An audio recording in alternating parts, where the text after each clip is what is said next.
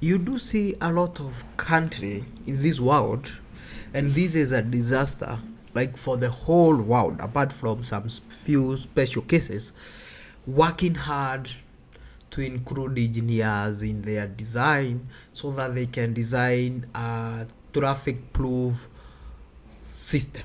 Let's say they are designing a road, they work so hard to build traffic proof system. But there is one thing the world and everyone needs to know this: there is nothing like a traffic proof system. You might think that right now, oh, we have built a good highway, intercontinental highway, those are kind of highways you have been hearing people talking about, but the reality is they are not jam proof or congestion proof, because it all matter is the time will always say whether this project was worth it or not. But since I knew myself and since the world started, there has never been any form of highway or any form of road that has ever been a jam or traffic proof. All it requires is some few years. Yes, we might construct a big highway which will be able to reduce traffic for even 10 years. We might have good 10 years of no traffic, nothing like that. But that doesn't mean there will not come a time when we'll have traffic. No, traffic will always be there, and that's what people usually don't understand. You find cities all over the world, they are designing sewer line, they are designing sewage, they are designing road, but there is a very challenging factor on constructing highway all over. First factor, and majority of countries have experienced it this year, is flooding. You see, you can construct your highway and people will be using it very well and they enjoy as they're driving on top of the highway. But the question is this: when the rain will come, when it will rain heavily, where will that water go? The water doesn't have anywhere to go, because remember, these roads are full of bitumen, concrete, and very compacted material to an extent that the road cannot absorb any single water. So if it rains, the only thing that happens is the water to flow to where it's supposed to be drained to drain. If a drainage have an issue, let's say the drainage is blocked, then the water will not be disposed in the correct way. And that when you find that these big cities like New York, there was a time New York was submerged almost the like 5 meters of it for almost a day under the water. Why this happened? Because if you go to New York, it's always a concrete, a load house. Those are very bad factor for water absorption. They don't absorb any kind of water, and that's what happened. And not only New York, you see, there was a time I did see flooding in a town of Kenya, Mombasa. There's a town in Kenya called Mombasa. I did see flooding in Mombasa. Then I was like, why is it happen only for me to see flooding in New York, even in Europe, all over? There is no any continent in this year which have not experienced flooding. But all this is because that we have made all the place which is available as a concrete. Remember, concrete does not absorb water. Water will only flow through on top of concrete to go to a drainage system. There is no way in this life you can construct a drainage system which you are sure of will ever hold, because as engineers, what will happen when designing something, all they do is to go and find the record of the rainfall which have ever rained at that area. You see the highest amount of water they have ever received, then they construct a drainage which can be able to hold that water and a little bit of it. It doesn't matter whether we even construct a drainage which can support maybe even twice the highest amount of water we have ever received in one rainfall.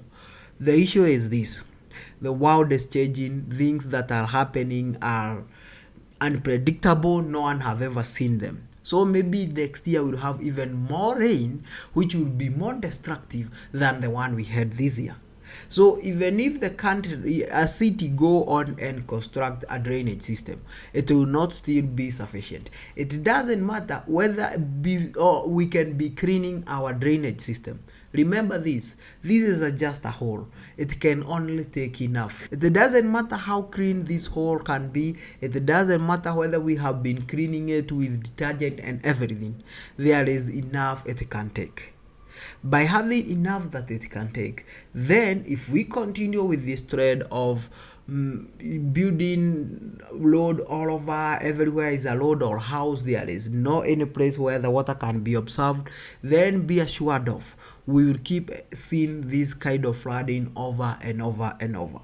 But this is something that can be controlled at ease, and the only way we can control this is to reduce as much as possible the amount of load, the amount of the earth's surface which has been cemented so that to construct a house or a road.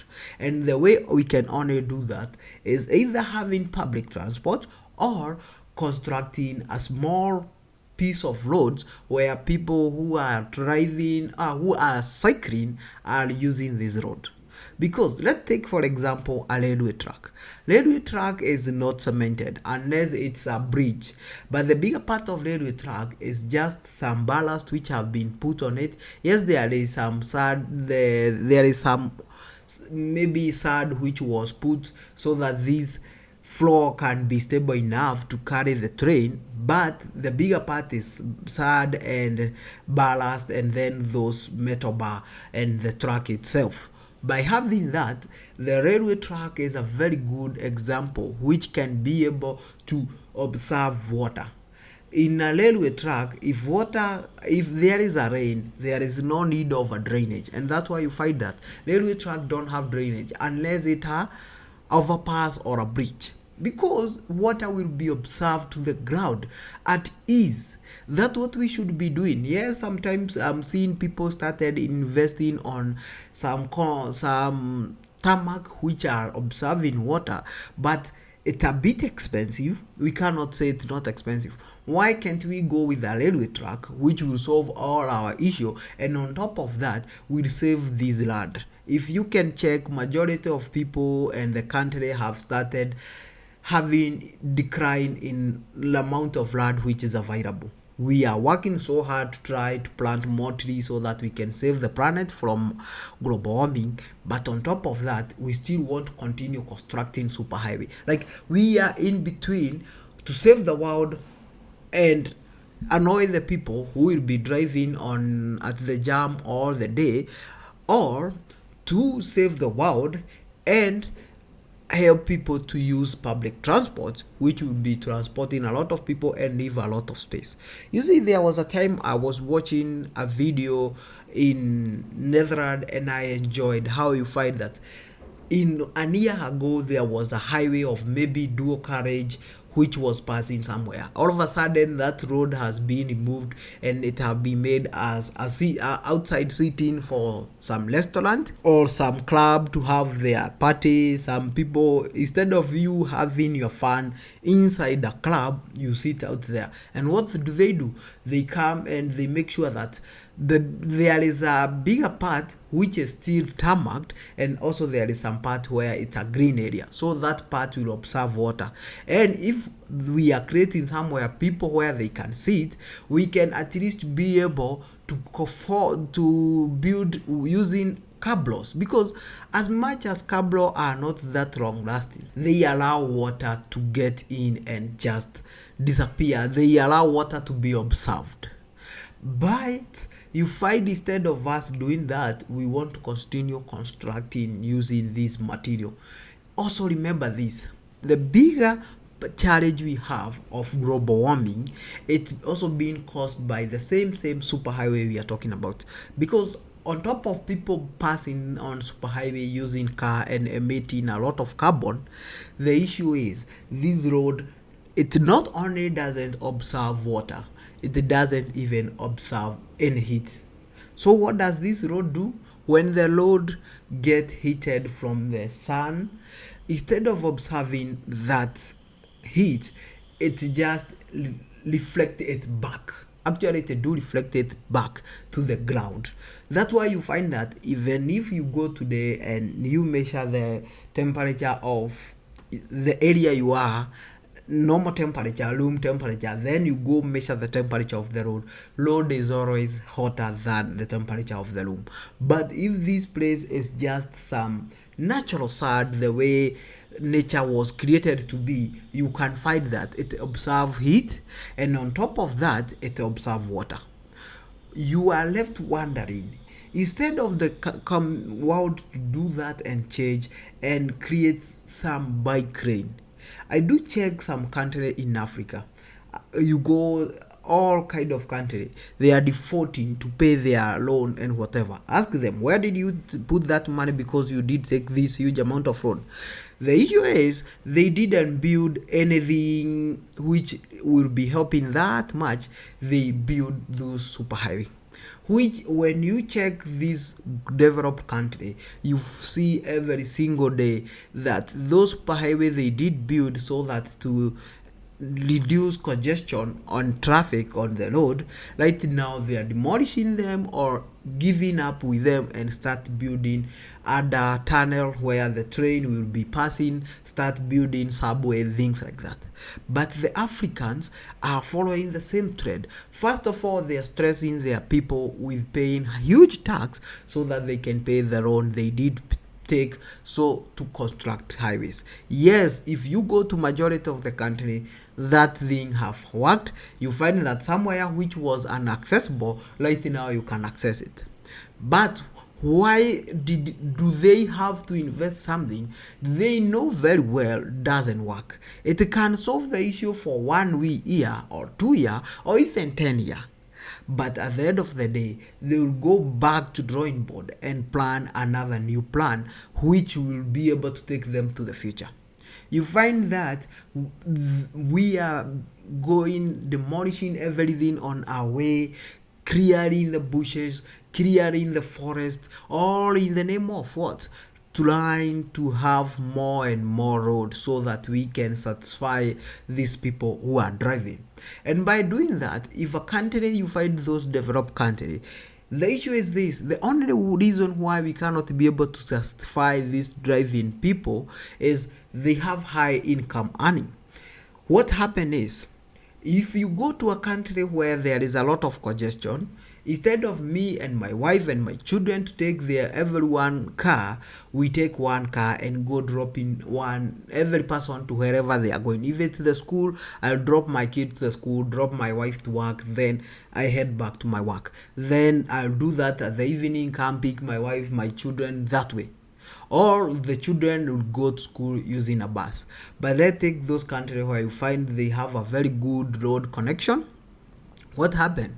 You find if the kid reach 16 years, the kid starts driving. So if it's a family of 4 kids who are 16 years and above and a mom, that family mostly do have 6 cars. How can you tell me that the government sit down and think that there will come a day when they will be able to solve this issue?